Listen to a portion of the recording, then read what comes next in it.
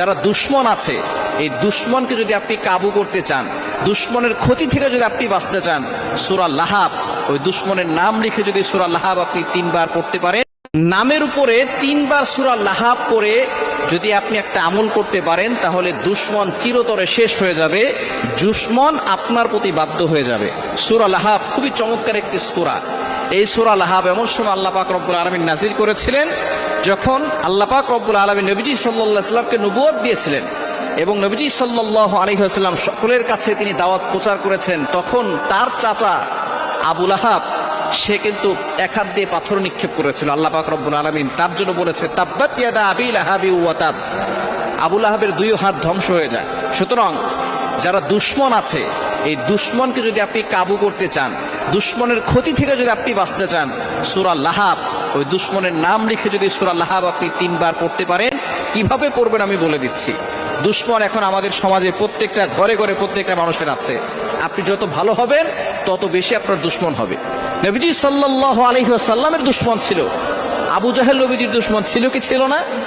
আবু জাহেল নবীজির দুশ্মন ছিল। নবীজি সাল্লাল্লাহু আলাইহি ওয়াসাল্লামের মতো ভালো মানুষ পৃথিবীতে আর কেউ আসে নাই, আসবেও না। তার মতো মহানবী আর কেউ আসবেনও না এবং আসেও নাই। নবীজি সাল্লাল্লাহু আলাইহি সাল্লামেরও দুশ্মন ছিল। সুতরাং আমার আপনার দুশ্মন থাকবে। আপনি যখন ভালো কাজ করবেন, হক কথা বলবেন, সঠিক কথা বলবেন, তখন আপনার দুশ্মন বেড়ে যাবে। এই দুশ্মনের ক্ষতি থেকে বাঁচার জন্য দুশ্মনের নামটা লিখবেন। প্রথমে ওযু করে আমলটা করবেন। কিভাবে করবেন বলে দিচ্ছি। ওযু করে আমলটা করবেন।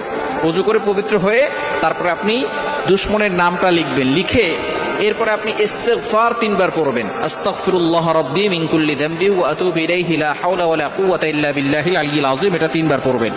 এরপরে দুরূদ শরীফ 3 বার পড়বেন। দুরূদ ইব্রাহিম পড়ার চেষ্টা করবেন।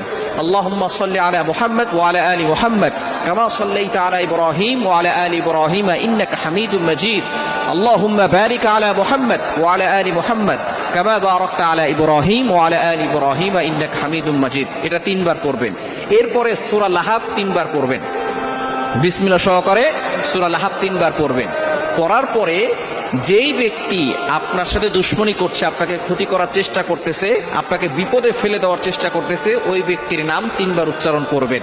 এরপর আপনি চোখ বন্ধ করে মনে মনে চিন্তা করবেন যে আপনি তাকে বাধ্য করতে চাচ্ছেন। এরপরে আপনি আল্লাহর কাছে দোয়া করবেন যে আল্লাহ, অমুক ব্যক্তি আমার সাথে দুশ্মনী করছে, আমাকে ক্ষতি করার চেষ্টা করতেছে, আল্লাহ তুমি আমাকে হেফাজত করো, তার ক্ষতি থেকে, অনিষ্ট থেকে আমাকে বাঁচাও। এভাবে যদি আপনি আল্লাহর কাছে দোয়া করতে পারেন, এই দুশ্মন আপনার বাধ্য হবে, দুশ্মন আপনাকে কোনো ক্ষতি করতে পারবে না, চিরতরে তার আপনার সাথে দুশ্মনী করা বন্ধ করে দিবে।